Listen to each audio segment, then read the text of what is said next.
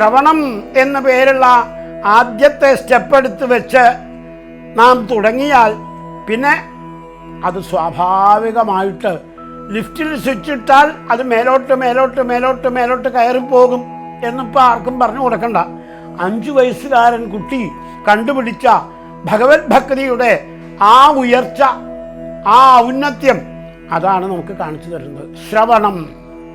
ശ്രവണം എന്ന ഭാഗവതത്തിലെ ഭക്തിയുടെ 9 ലക്ഷണങ്ങളിലെ ആദ്യ പദത്തിലേക്ക് നാം കാലെടുത്ത് വെച്ചാൽ മതി. പിന്നെ ബാക്കിയൊക്കെ സ്വാഭാവികമായിട്ട് ആത്മനിവേദനം വരെയുള്ളത് തന്നെത്താനെ സംഭവിച്ചോളും. ഭാഗവതത്തിൽ പറയുന്നുണ്ട്, പദം പദം പദം പദം ഹരേഹേ, അടിക്കടി ഭഗവാന്റെ ലോകത്തിലേക്ക് സ്വാഭാവികമായിട്ട് ഉയർന്നു പോകുന്നതാണിത് എന്ന്. ആ ശ്രവണത്തിന് അനവധി ആളുകളുടെ കഥ പറയാനുണ്ട്.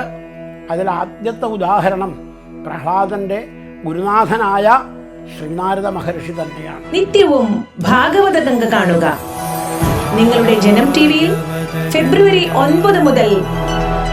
എല്ലാ ദിവസവും രാവിലെ 6:10 മുതൽ 6:30 വരെ. സാക്ഷാത്കാരം റാഫി ജെ ചാഴോ 9400124048. പ്രചരിപ്പിക്കുക, ധന്യരാവുക. ഹരേ കൃഷ്ണ.